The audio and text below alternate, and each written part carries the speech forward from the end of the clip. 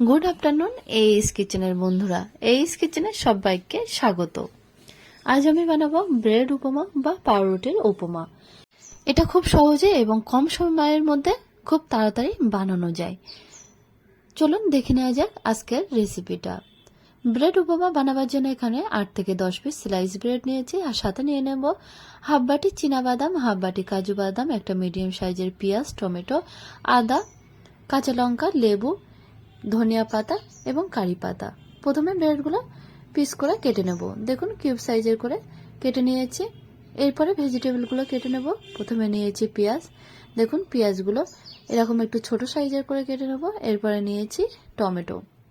টমেটোটাও একদম ছোট ছোট করে কেটে নেব। এরপরে আদাটা কুচিয়ে নিচ্ছি। তারপরে লঙ্কা, সেগুলোও কিন্তু কুচিয়ে নেব। এরপরে লেবুটা কেটে নেব।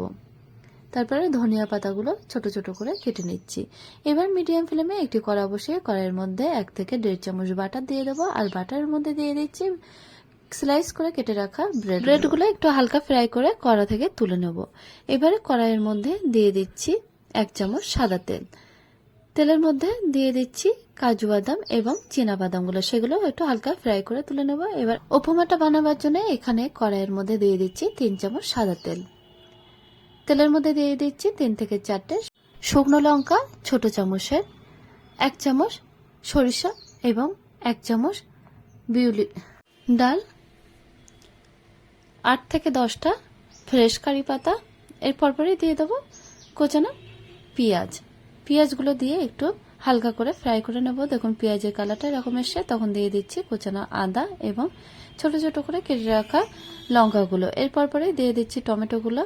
এবার মশলাগুলো দিয়ে দিচ্ছি। প্রথমে দিয়েছি হাফ চামচ হলুদের পাউডার, হাফ চামচ গোলমরিচের পাউডার, 1 চামচ জিরে পাউডার, 1 চামচ ধনিয়া পাউডার। মশলাগুলো দিয়ে একটু হালকা করে ফ্রাই করে নেওয়ার পরে দিয়ে দিচ্ছি বেশ কিছুটা জল। এরপরে দিচ্ছি হাফ চামচ লবণ। এরপর পরে দিয়ে দিচ্ছি ফ্রাই করে রাখা কাজু বাদাম এবং চীনা বাদাম। এরপরে দিয়ে দেবো ফ্রাই করে রাখা ব্রেডগুলো। দেখুন ব্রেডগুলো দেওয়ার পরপরই দেখুন জলটা কিন্তু অনেকটা শুকিয়ে এসেছে। জলটা যখন ব্রেডের গায়ে একদম শুকিয়ে আসবে, এই সময় দিয়ে দিচ্ছি লেবুর জুস। তারপরে কুচানো ধনিয়া পাতা দিয়ে ভালোভাবে নাড়াচাড়া করে নেব। তাহলে তৈরি হয়ে গেছে ব্রেড উপমা বা পাউরুটির উপমা। ব্রেড উপমা খুব সহজে এবং খুব তাড়াতাড়ি বানানো যায়। এটা সকালে ব্রেকফাস্ট বা বিকালে যে কোনো সময় আপনি খেতে পারেন।